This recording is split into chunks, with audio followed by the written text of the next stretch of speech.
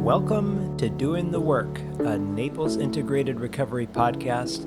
My name is Brian, and this space is for anyone who's tired of surviving the same emotional and behavioral loops, whether that's anxiety, trauma, addiction, or problems in your relationships.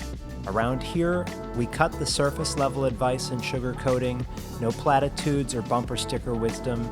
We focus on clarity, responsibility, emotional discipline, and the courage to look at yourself honestly so that you can stop repeating old patterns and start living with intention instead of reaction. Let's get into it. Today's episode is a question that many of us never slow down to actually ask, even in therapy. Who are you, really? Not your labels, not your coping strategies, not the role that you learned to play to keep the room steady. I am going to be looking at how your identity forms in systems, why it gets defended so aggressively, and what happens when someone starts to grow past the version of themselves that once worked. But to start, I really want to use this clip from the movie Anger Management, and then I'll get into it. So, Dave, tell us about yourself. Who are you? Well, I'm an executive assistant at a major pet products company. Dave, I don't want you to tell us what you do. I want you to tell us who you are. Oh, all right. I'm a pretty good guy. I like playing tennis on occasion. Also, not your hobbies, Dave. Just simple. Tell us who you are. Maybe you could give me an example of what a good answer would be. What did you say? You want Lou to tell you who you are. No, I'm a nice, easygoing man. I might be a little bit indecisive at times. Dave, you're describing your personality. I want to know who you are. I don't know what the hell you want me to say. I mean, I'm sorry. I want to answer your question. Just not doing it right, I guess. I think we're getting a picture, Dave. Let's move on. This poor bastard. I don't even know what the answer is supposed to be to that question, but that is the topic today.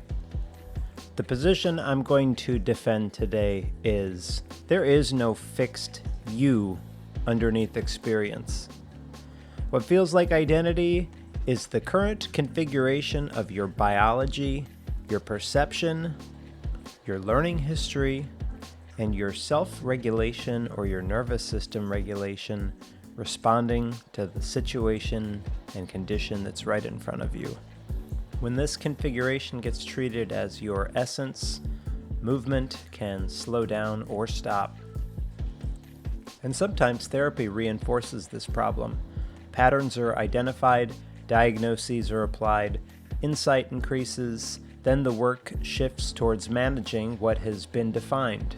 People leave with clarity and the same internal organization. When progress slows, it is attributed either to their lack of motivation or resistance, and in a lot of cases, the frame itself halted change. When a pattern becomes who I am, then change can start to feel unsafe. Interventions might feel intrusive. Growth might sound like a loss or cutting something away that the person thought was part of them. And this is why people can understand themselves accurately but still feel unable to move. I'm going to give an example of that in a little bit. Insight describes the loop. It doesn't reorganize the system that's generating it. So, when the question, who are you, comes up, it's not philosophical. Are you treating outputs as identity, or are you recognizing that they are processes shaped by your conditions? That's probably very abstract. Hopefully you guys can stay with this. A more accurate model treats the self as a system in motion, stable enough to function, flexible enough to change. Buddhist psychology maps this with what they call the 5 aggregates. Strip out any metaphysics, and what remains is a clean systems description of how experience organizes itself. So, the first, start with biology. Your nervous system sensitivity, sleep, exposure to trauma, if you're sick or you don't feel well, blood sugar, medication, age. These variables set capacity. They determine how much the system can tolerate. If physiology is ignored, then people can get moralized inside of a system that's already running near overload or is completely depleted. Second is sensation. Every experience arrives tagged as pleasant, unpleasant, or neutral, and this happens before conscious thought. It trains approach and avoidance long before choice even enters the picture, and over time, sensation builds preference. Preference can turn into expectation, and expectation can certainly sound like personality. Third is perception. The system assigns meaning. So, if you didn't get an opportunity to listen to the podcast on lizard brain and second arrow, go back a few. 2 people can experience the exact same event and generate different interpretations. One senses threat, another senses maybe inconvenience. Perception is shaped by history and context. It is patterned, not fixed. Next is mental formations. Thoughts, emotions, impulses, and habit. These recur, and recurrence creates familiarity. Familiarity can be mistaken for truth. So people say this is how my mind works when what they are describing is a loop that has been reinforced over and over again. Last is awareness. Awareness coordinates all of this. It moves with conditions. Seeing requires eyes and light. Thinking requires mental objects. Awareness does not sit outside the system observing it, it arises within it. When these processes run together, a sense of me or self appears. I am the one that's thinking. I am the one reacting. And that experience is real, but treating it as a fixed identity is where problems can start to arise. From a systems perspective, self is the current output of all of those interacting processes. And if flexibility collapses, then the system starts to defend familiar outputs as identity. So I'm going to give an example of my dad, RIP. He was highly analytical. This guy might have been one of the smartest people I have ever met. Way too intelligent for most people. Exceptionally verbal, always thinking, needing to understand everything. Everything. Like he needed to understand God, right? And he had almost zero ability to tolerate uncertainty. High anxiety across decades. 70-something years of high anxiety and analysis. And that explanation sounds airtight because he used to say all the time, when I would just say, you know what, I'm like just trying to be okay with not knowing, he would say, that's how God made me. And that sentence does a lot of work because it converted all of his coping into essence, and it framed all of his anxiety and knowledge as identity. It removed responsibility for regulation. It protected the system from sitting in not knowing. And he went to therapy like 2 or 3 times. Well, him and my mom, they picked some guy in Naples because, the guy was like $500 an hour and, had marketed on his Psychology Today that he had all these certifications. Guess what? They sat with this $500 an hour therapist, and the guy like had salt lamps and was like dinging meditation bowls and shit like that. And I think they only went like twice, and that was that. Because, well, you've already heard me bitch about high price value and lots of certifications does not mean that you are good at what you do. I digress. Something that this therapist apparently did correctly was that he suggested that anxiety was a central problem in his relationships, and my dad's reaction was anger, or shock maybe is a better word, I don't know.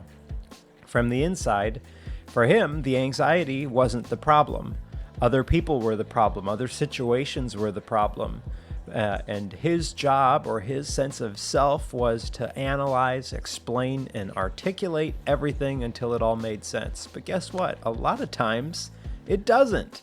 And that strategy was what made sense to him, because when we make sense of situations, when he can break everything down to a highly analytical, scientific level of understanding the atoms and molecules and everything else, what that did for him with his high science analytical brain was it restored control, it reduced uncertainty, and it kept life moving. And over time, a strategy like this hardens. Analytical becomes identity. Knowing becomes safety. Not knowing is intolerable. Anxiety stays high because the system never learns to tolerate uncertainty without control. And that is what identity language does. It protects a strategy by turning it into a trait. Now, my dad was self-aware. He understood himself. He could explain his mind in detail. And he could explain his reactions. But guess what? None of that reduced anxiety or improved his relationships. Insight adds information. It does not increase capacity. The system stayed organized around avoiding uncertainty at all costs. And similarly, I see this with some clients, that this is where therapy stalls. Understanding how a pattern formed doesn't weaken it. So I get a lot of people that will come in and say, I just want to get to the root of blank problem.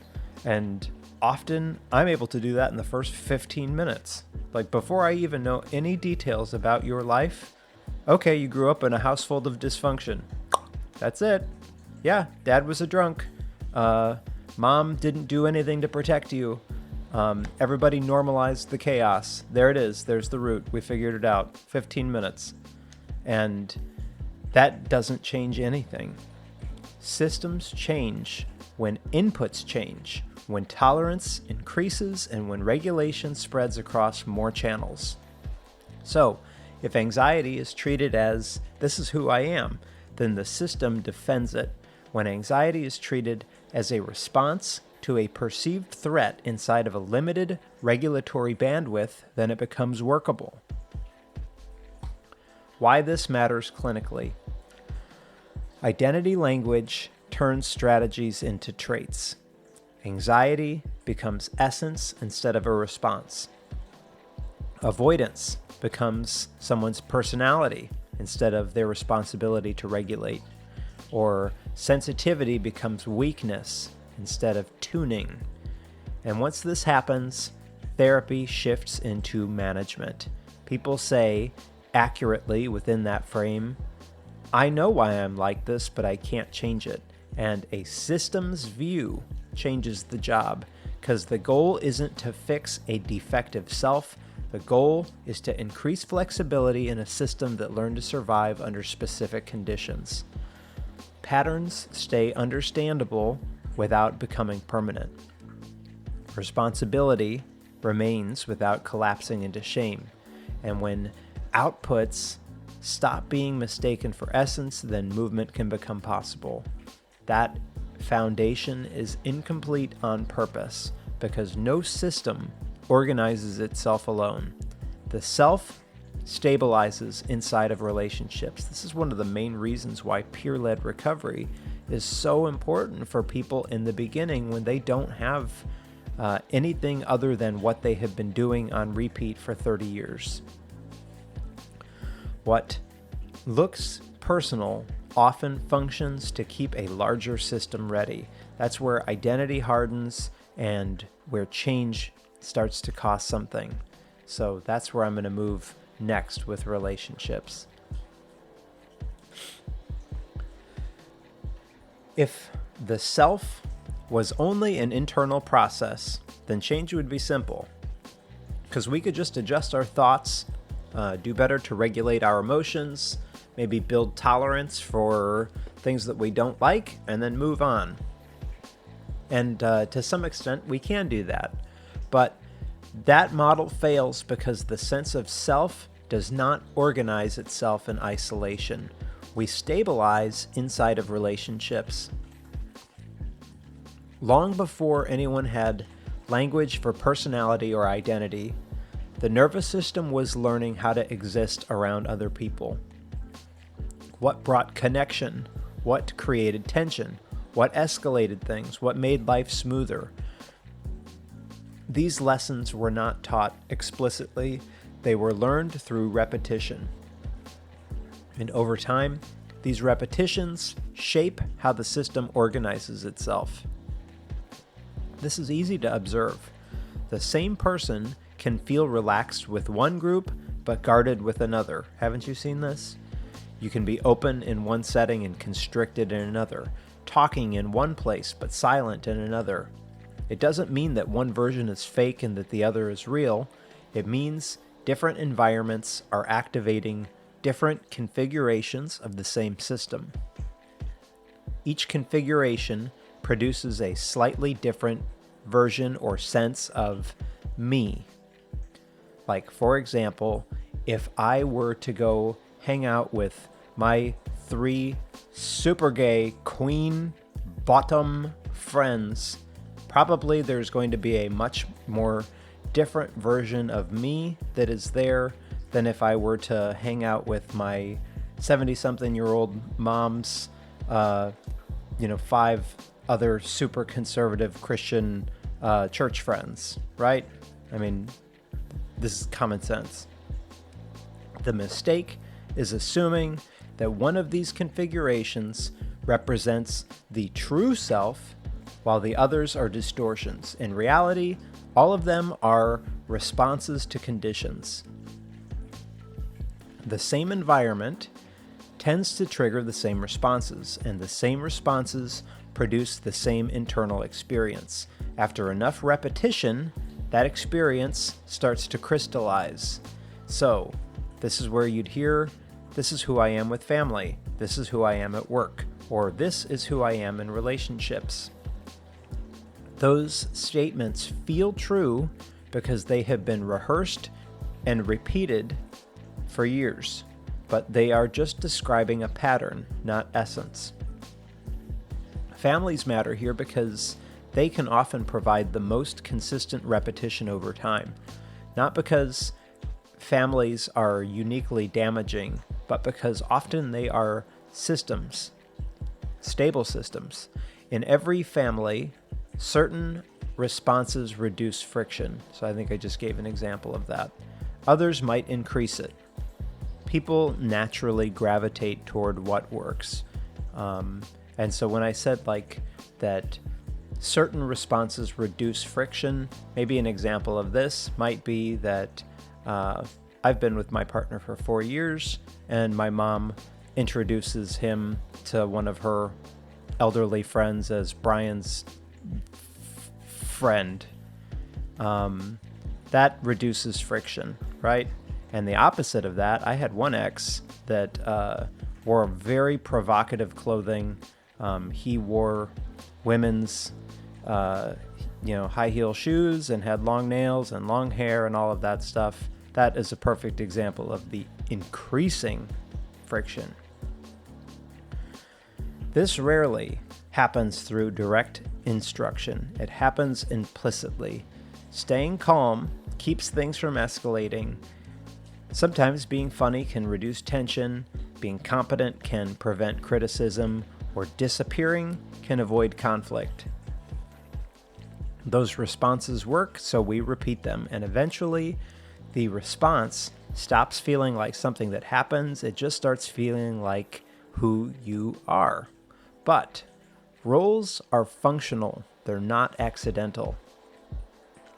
From a systems perspective, these roles are not random, they serve a function, and they help regulate emotional field of the group. So the anxious person is often tracking threat. A calm one might be absorbing tension. A distant one might be reducing intensity. Each of these roles is stabilizing something, and as long as the system remains unchanged, then each person's role kind of remains necessary, which is also why change often meets resistance that can feel disproportionate. If someone shifts, the system feels it. The anxiety increases, tension moves, and people react. From the inside, that can get interpreted as failure, like, I tried to change it and it made things worse, but what actually happened was the system lost a familiar regulator. This is also why people often feel like older versions of themselves when they return home. The environment cues the same perceptions, the same emotions come online, the same responses get pulled out automatically, and it's not regression, it is a long time of conditioning that's doing its job. This is one of the reasons why when scanning or doing an assessment for addictions, one of the domains is, what's the home environment look like that after this person completes treatment and they go back, what's likely to happen? Identity hardens through loyalty. Over time, these roles that we have can become defended, not because we love them, but because they keep that system predictable in a household or in a relationship. And identity locks this language in place. Sometimes if someone steps outside of that role, it can cost something because the system has shifted now. So there might be guilt or pushback or overt conflict. And this is where a purely individual change model will fail. You know, if one person enters recovery, the person with the addiction, it's strongly recommended that the other family members also get into recovery, that they go to Al-Anon, or that they go to therapy, or that they do something, because you can increase awareness and still snap back into familiar patterns, everybody, when you re-enter a familiar system. That environment keeps rebuilding the same version of you. When the self is understood as something that forms in relationship, the work shifts. Instead of asking, why am I like this? The question becomes, what context is bringing this version of me online? Sit with that for a second. Instead of treating your reactions as flaws, they can become signals, and they can point to what the system is asking that person to hold. And this does not require blaming families or relationships. It requires understanding function. Awareness here does something specific. It loosens identification because the role can be observed without being defended. You can notice a response without obeying it, and that creates space. Not immediate freedom, but room. And once there's room, another question becomes unavoidable. What happens when certain roles do more than stabilize relationships and also regulate internal overwhelm? And this is where coping and identity fuse. Once self is understood as something that is forming moment by moment and stabilizes inside of relationships Now another layer is visible. Some of the responses that shape identity are doing more than organizing relationships. They are regulating internal overwhelm. This is where behavior enters the picture. Most coping strategies are not chosen deliberately, they're discovered. Something increases internal pressure, and then a certain behavior lowers it. The nervous system registers relief, and then the behavior repeats. That behavior might be substance use, it might be shutdown and avoidance, it might be constant thinking, it might be productivity, it might be staying agreeable. The form varies, the function is consistent, intensity goes down, and over time, the behavior becomes familiar. Familiarity creates reliance, and reliance creates stability. Under all of this, something else happens. Each time the behavior shows up, it produces a version of the self that feels more manageable, less exposed, less uncertain, and less overwhelmed. That version can start to feel like the real one. So here is the mechanism without any decoration. Write this down. Behavior regulates intensity. Repeated regulation stabilizes a tolerable version of self, and that version gets mistaken for identity.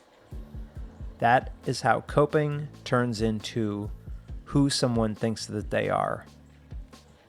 The person who stays analytical is not expressing essence, they're maintaining control to avoid uncertainty. If you're an avoider, the one who stays quiet, you're not naturally passive. You're reducing stimulation so that you can stay present. Any other workaholics? Who's busy? Well, the one who is busy is not driven by character. They are preventing contact with unprocessed material. As long as the behavior works, it keeps getting reinforced. And as long as it keeps getting reinforced, then identity attaches to it and stays defended. So, your identity, the one who handles things, the one who's the alcoholic, the one with low needs, the one that's the analytical thinker. These identities did not appear randomly. They formed alongside regulation. When a coping behavior loosens, the identity built around it loosens too.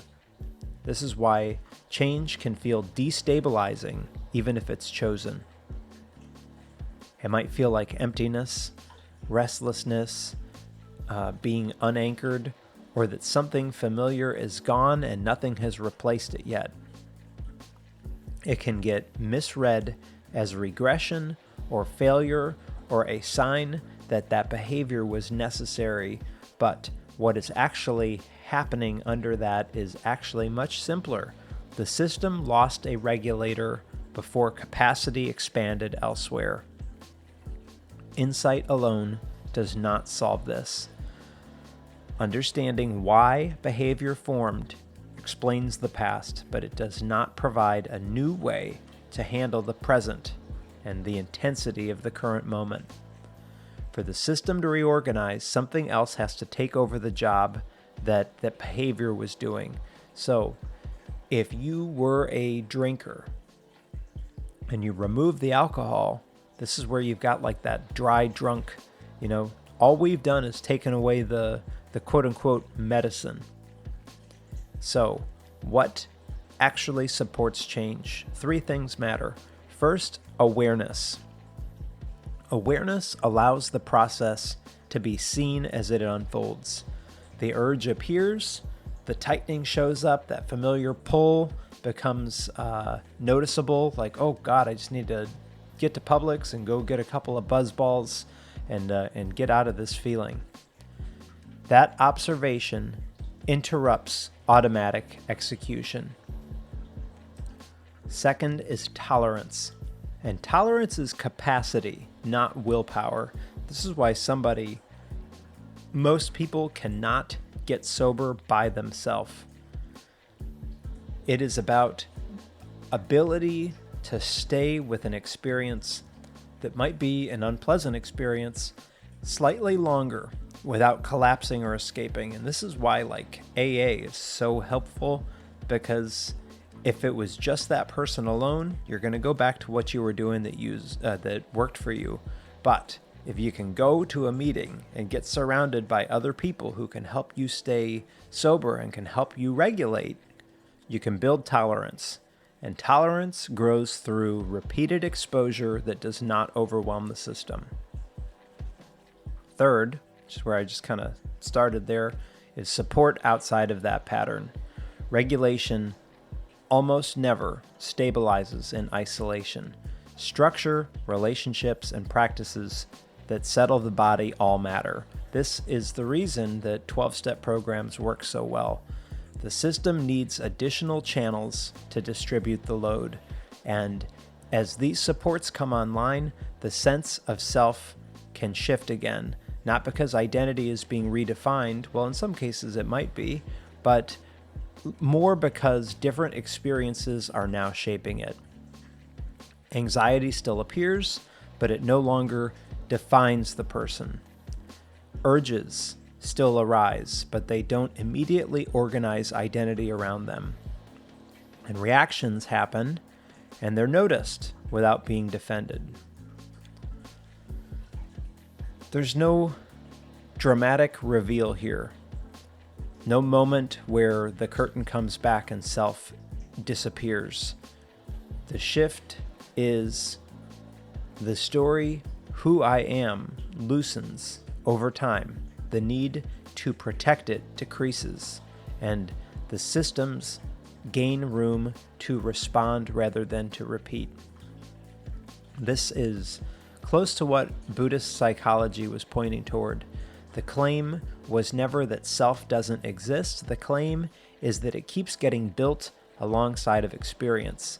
And when that process is seen clearly, then identification can soften.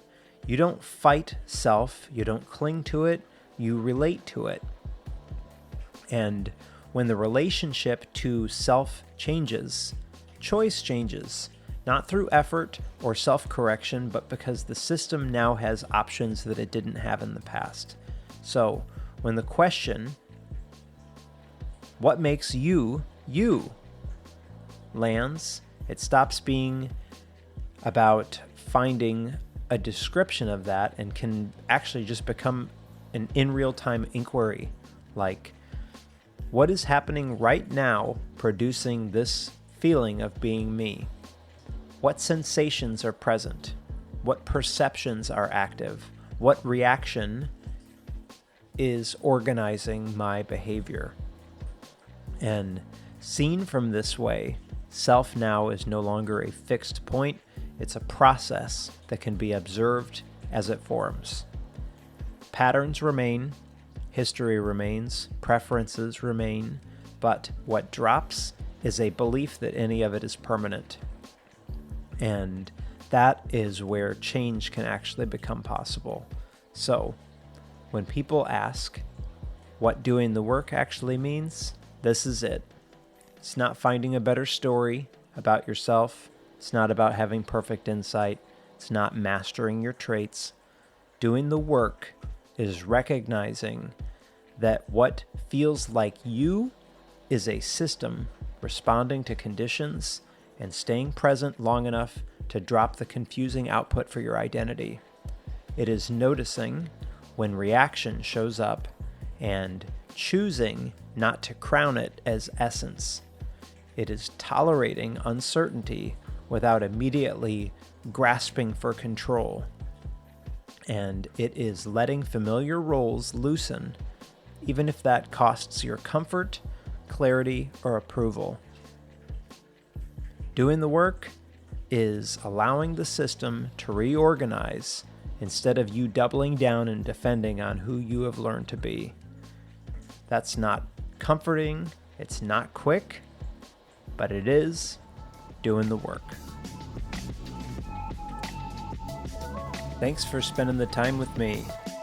If you found this episode helpful, please share it with somebody who may need to hear it. Be kind to yourself, be kind to others around you. Remember that we're all doing the best that we can with the tools that we currently have, and we are all capable of growing past them. If you'd like to reach out or connect, send me an email, brian@naplesintegratedrecovery.com. I hope to hear from you there. And in the meantime, thanks again for listening, and I'll see you on the next one.